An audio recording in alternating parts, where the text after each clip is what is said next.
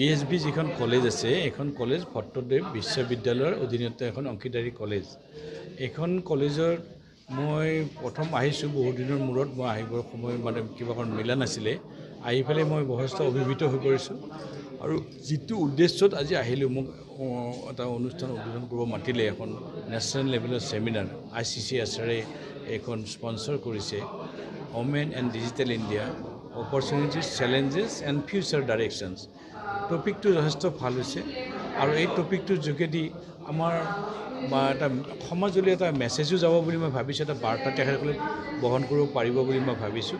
কাৰণ আমাৰ এইটো এটা ৰুৰেল এৰিয়া, আমাৰ গ্ৰাম্য জীৱনত আমাৰ বহুখিনি আমাৰ স্কুল কলেজ আছে, তাৰ পৰা আমাৰ মহিলাসকলো আছে।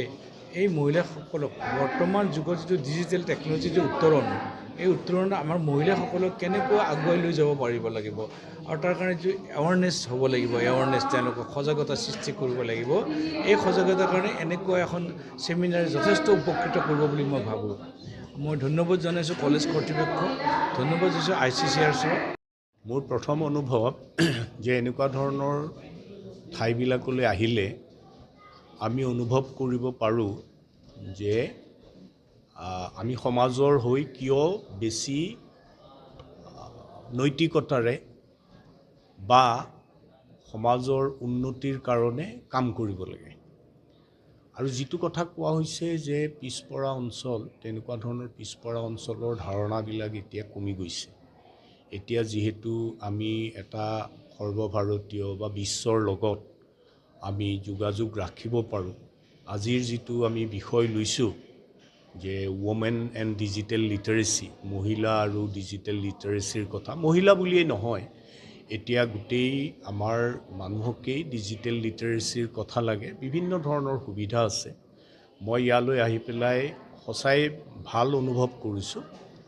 আৰু BSB college, Bhawanipur Hastinapur Bijni college, এই কলেজখনৰ যিটো অৱস্থিতি, সেই অৱস্থিতিটো চালে সকলোৱে ক'ব যে এই কলেজখনে সঁচাকৈয়ে ইয়াৰ যিটো গ্ৰাম্যাঞ্চল, মই এইকাৰণে কৈছোঁ যে চহৰৰ পৰা দূৰৰ কাৰণে কৈছোঁ, সেই অঞ্চলৰ ল'ৰা ছোৱালীবিলাকৰ কাৰণে তেওঁলোকে যথেষ্ট কাম কৰি আছে।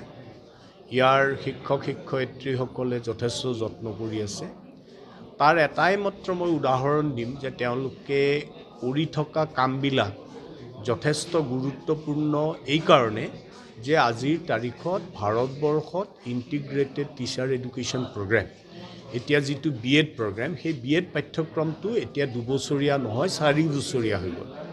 সেই 4 বছৰীয়া পাঠ্যক্ৰমটো গোটেই ভাৰতবৰ্ষত 284খনে পাইছে। সেই 284খনৰ ভিতৰত BSB কলেজো এখন।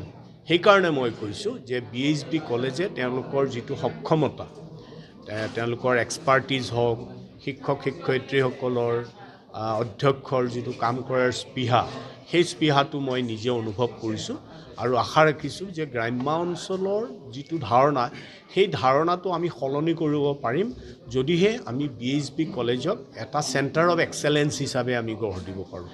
ধন্যবাদ। দুদিনীয়াকৈ ছেমিনাৰখন মানে আয়োজন কৰিছোঁ। এই ছেমিনাৰখন স্পন্সৰ কৰিছে নিউ দিল্লীৰ ICSSR আৰু আমাৰ উদ্দেশ্য হ'ল এইটোৱে, মানে ডিজিটাইজেশ্যনটো যাতে প্ৰপাৰ ৱেত আমি ইউটিলাইজ কৰিব পাৰোঁ আৰু উইমেন এডুকেশ্যনৰ ক্ষেত্ৰত বা for the development of women আমাৰ ডিজিটাইজেশ্যনটো কেনেকৈ এপ্লিকেবল মানে হ'ব পাৰে, কাৰণ মিছ ইউজ যাতে নহয়। তো সেইটোৰ এটা প্ৰয়াস হিচাপত আমি কৰিছোঁ আৰু আশা কৰিছোঁ মানে এনেকুৱা ধৰণৰ ছেমিনাৰে আমাৰ ছ'চাইটিখনক এটা ডাইৰেকশ্যন দিব ফিউচাৰৰ বাবে, মানে কেনেকৈ আমি আগবাঢ়িব পাৰিম প্ৰযুক্তিগতভাৱে, আমাৰ সমাজখনত কেনেকৈ আগবাঢ়িব পাৰিম, সেয়া তাৰে এটা ডাইৰেকশ্যন আমাৰ।